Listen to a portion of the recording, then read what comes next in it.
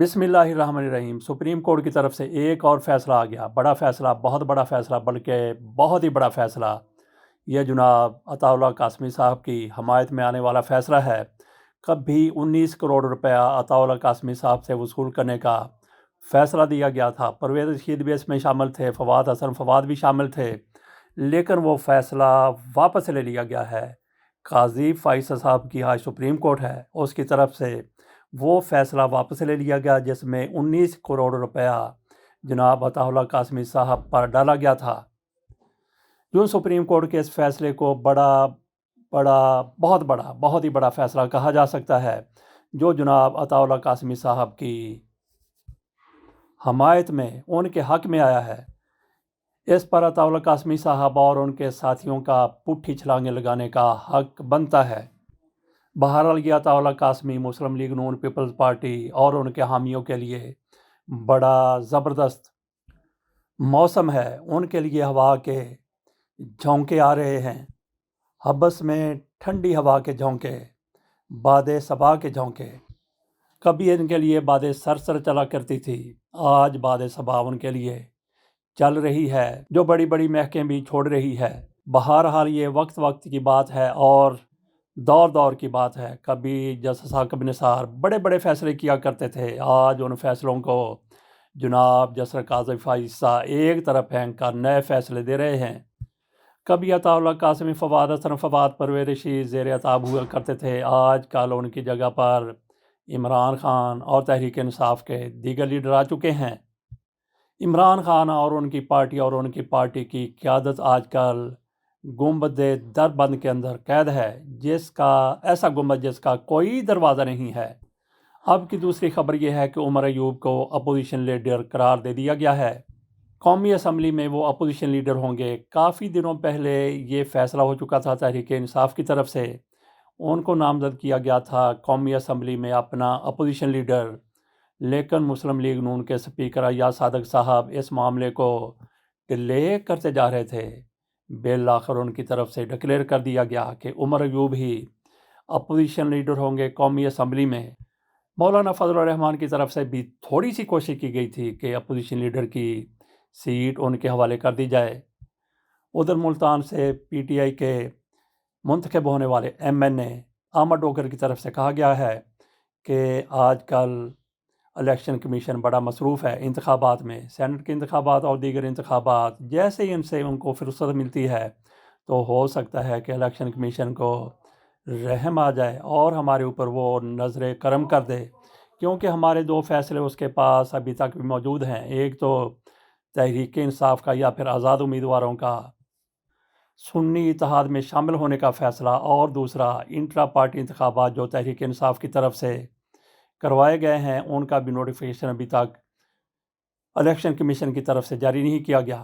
Election commission ہو سکتا ہے کہ سینٹ کے انتخابات میں بزی ہو، اس کے بعد اس کو رحم آ جائے، اس کو ترس آ جائے، وہ ہمارے اوپر نظر کرم کر دے۔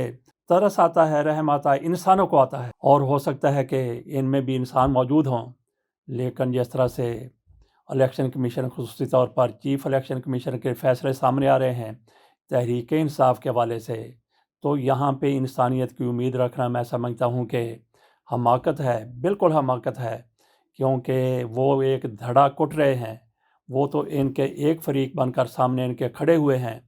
وہ الیکشن کمیشن جس کے سامنے ساری پارٹیاں برابر ہوتی ہیں، بلکہ تحریک انصاف کو وہ اپنا دشمن سمجھ کر جو کچھ الیکشن کمیشن سے ہو سکتا ہے اس کی طرف سے کیا گیا ہے، اور اب بھی شاید کیا جائے گا۔ تحریک انصاف جب اقتدار میں تھی، اور اس کے بعد بھی کوئی ایک فیصلہ تو ہونا چاہیے تھا جو تحریک انصاف کے حق میں آ جاتا۔ جیسے کوئی معاملہ ان کے سامنے آتا ہے، الیکشن کمیشن پوری توانائی سے، پوری قوت سے تحریک انصاف کے خلاف کھڑا ہو جاتا ہے، اور اس وقت تک جب تک اس کے خلاف فیصلہ فائنل نہیں کروا لیتا چین سے نہیں بیٹھتا۔ اور قاضی فائصل صاحب الیکشن کمیشن کے ایسے معاملات میں ہاتھ مضبوط کرنے میں کسی بھی حد تک چلے جاتے ہیں، بہت آگے تک چلے جاتے ہیں۔ بہرحال احمد ڈوگر صاحب کی طرف سے اگر امید کا اظہار کیا جاتا ہے تو امید پر دنیا قائم ہے۔ انہوں نے ابھی تک امید رکھی ہے کہ الیکشن کمیشن شاید ترس کھا لے، شاید وہ کوئی نظر کرم کر دے اور ان کو کوئی ریلیف دے دے۔ اس حوالے سے ابھی تک موسم بدلتا ہوا نظر نہیں آ رہا۔ پاکستان ہے یہاں پہ کبھی بھی کسی بھی وقت جیسے عطا اللہ قاسمی صاحب کل زیر عطاب تھے، آج ان کو بڑا ریلیف، بہت ہی بڑا ریلیف مل گیا ہے۔ ایسے ہی ہو سکتا ہے کہ کبھی موسم سازگار ہو اور تحریک انصاف کے لیے بھی باد سر کی بجائے، حبس کی بجائے باد صبا ان کے لیے بھی چلنے لگے، لیکن سر دست ایسا امکان نظر نہیں آتا۔ اگلی سیاسی خبر سے پہلے تھوڑی سی بات کر لیتے ہیں ایک فلمی خبر پر۔ نشو جو بہت بڑی اداکارہ تھی، ان کی بیٹی صاحبہ، اس کی طرف سے کہا گیا کہ ان کی کئی سال کے بعد، 42 سال کے بعد ان کے والد سے پہلی بار ملاقات ہوئی ہے۔ انہوں نے اپنے والد کو دیکھا ہی نہیں تھا۔ اس حوالے سے نشو کی طرف سے کہا گیا، بلکہ صاحبہ کی طرف سے کہا گیا کہ ان کے والد نے ان کی والدہ کو ان کی پیدائش سے پہلے ہی چھوڑ دیا تھا۔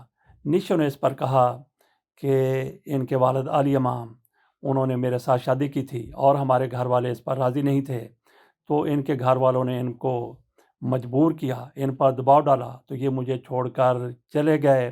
انہوں نے کہا کہ آپ جب کسی کے ساتھ پیار کرتے ہیں، محبت کرتے ہیں، اس کے ہو جاتے ہیں، تو پھر آپ کو گھر والوں کا دباؤ برداشت کرنا چاہیے، لیکن انہوں نے دباؤ برداشت نہیں کیا۔ ہماری جھگڑا ہوا، ہماری لڑائی ہی، بہت بڑی لڑائی ہوئی، اس کے بعد یہ مجھے چھوڑ کر چلے گئے اور اس کے بعد میری انہوں نے خبر تک نہ لی۔ تو آج 42 سال کے بعد وہ اپنی بیٹی سے ملے ہیں۔ نشو کو اس پر کسی قسم کا کوئی اعتراض نہیں ہے، بلکہ ان کا بھی ان کے لیے، اپنے شوہر کے لیے، سابق شوہر کے لیے دل میں نرم گوشہ محسوس ہوتا ہے، معلوم ہوتا ہے۔ کچھ لوگوں کی طرف سے یہ کہا جا سکتا ہے کہ ان دونوں کو پھر ایک ہو جانا چاہیے۔ اب یہ دونوں عالی مقام جن کا نام ہے، جو ان کے پہلے شوہر تھے، اور نشو یہ اپنے طور پر آزاد ہیں۔ ان پر اب گھر والوں کا کوئی کسی قسم کا دباؤ نہیں ہے، اور یہ عمر کے اس حصے میں ہیں کہ اپنے فیصلے یہ خود کر سکتے ہیں۔